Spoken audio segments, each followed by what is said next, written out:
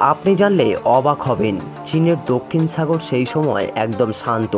সূর্য পশ্চিম দিকে হেলে পড়েছে আর আকাশে লালচে আলো, যেন সব কিছুই স্বাভাবিক বলে মনে হচ্ছে। কিন্তু সেই সন্ধ্যা যে কখন ইতিহাস হয়ে যাবে কেউ তা বুঝতেও পারেনি। চীনের এক গোপন রাডার ঘাঁটিতে হঠাৎ করে একটা অদ্ভুত কিছু দেখা যায় স্ক্রিনে। ছোট্ট একটা বিন্দু, সেটা এক এক সময় এক এক জায়গায় চলে যাচ্ছে। কিন্তু রাডার অপারেটর নিজের চোখ কচলে আবার দেখলো, না, এটা কোনো ভুল নয়। স্ক্রিনে একটা চলন্ত কিছু আছে। সাইজ দেখে মনে হয় বিশাল এক পাখি, হতে পারে এটা কোনো সামুদ্রিক ঈগল। কিন্তু কিছুক্ষণ পরে তার মাথায় প্রশ্ন এলো, পাখি এত কি দ্রুত উড়তে পারে? আর অপারেটর সঙ্গে সঙ্গে সাইলেন্ট বাজালো আর পুরো ঘাঁটি স্তব্ধ হয়ে গেল। সঙ্গে সঙ্গে সিনিয়র অফিসাররা ছুটে এলেন রাডার কন্ট্রোল রুমে। তখনও কেউ জানতে পারে না আসলে ওটা কি আসছে। স্ক্রিনে মাঝে মধ্যে দেখা যাচ্ছে, আবার কিছুক্ষণের মধ্যেই মিলে যাচ্ছে। আর অফিসাররা বলছেন এটা কোনো ড্রোন হবে, আবার কেউ বলছেন এটা কোনো গুপ্তচর প্লেন হবে। কিন্তু কয়েক মিনিট পর যখন সাগরের কাছাকাছি থাকা একটা এয়ারবেসের উপর দিয়ে চক্কর দিয়ে গেল, তখন সেই অফিসাররা বুঝতে পারলো এটা F-30B। হ্যাঁ, এটাই হলো আমেরিকার সবথেকে স্টিল ফাইটার জেট। এটা এমন একটা ফাইটার জেট যেটা চোখে তো দেখাই যায় না, আর রাডারেও ধরাও পড়ে না। আকাশেই এজেট ছুটে চলে 1900 কিলোমিটার গতিতে। মানে আপনি এটা বলতে পারেন যে এটি শব্দের গতির থেকেও দ্রুত গতিতে উড়তে পারে। আর এটা সেই ফাইটার জেট যেটা একসঙ্গে 13 টন বোমা নিয়ে উড়তে পারে। আর সবথেকে বড় বিষয় হলো এটা পৃথিবীর একমাত্র ফাইটার জেট যেটা হেলিকপ্টারের মতো স্ট্রেট উড়তে পারে, আবার ল্যান্ডও করতে পারে।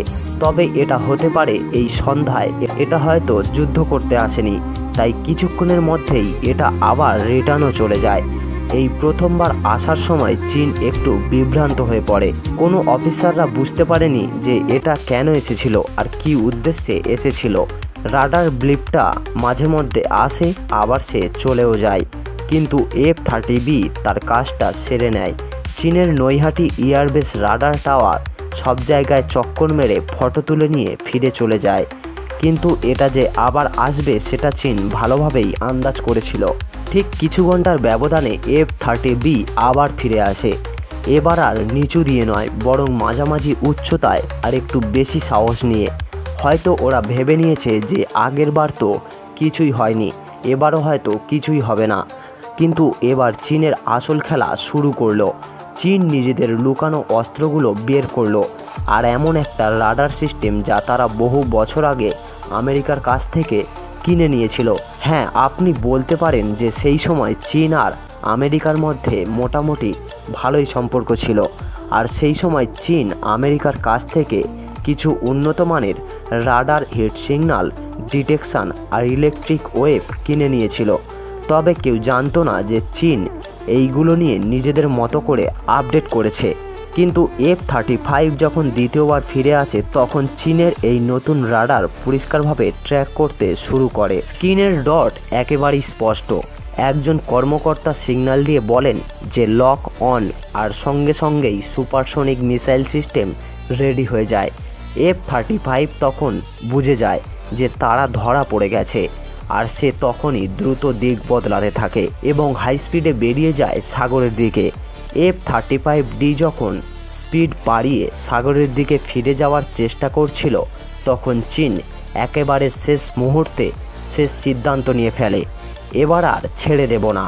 চোখের পলকে চীনের উপকূল থেকে ছুটে চলে যায় এক ভয়ঙ্কর মিসাইল, যেটা স্টিল জেটের গরম এক্সস্টেড গ্যাস ফলো করে এবং যুদ্ধ বিমানটাকে রাডারে ধরা পড়লেও মিসাইল ঠিকই যুদ্ধ বিমানের দিকে এগিয়ে যাচ্ছিল। আর পাইলট তখন জানে যে আর সময় নেই। একদিকে গতি বাড়াচ্ছে আর অন্যদিকে রাডারকে ব্লক করার চেষ্টা করছে। কিন্তু মিসাইলটা ঠিকঠাক তার পথেই আছে।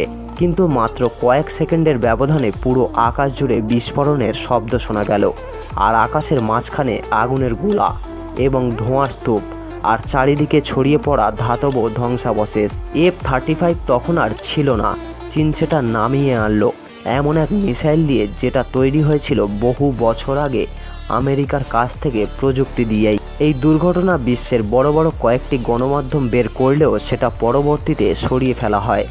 আসলে কোনো দেশই চায় না যে তাদের দুর্বলতা প্রকাশ করতে, তাই এই সব খবর খুব একটা সামনে আসে না। তবে এটা ঠিক, আমেরিকার যত আধুনিক প্রযুক্তি হোক না কেন, তবে চীন কিন্তু শেষবেশ কাঁটা দিয়েই কাঁটা তুলেছে।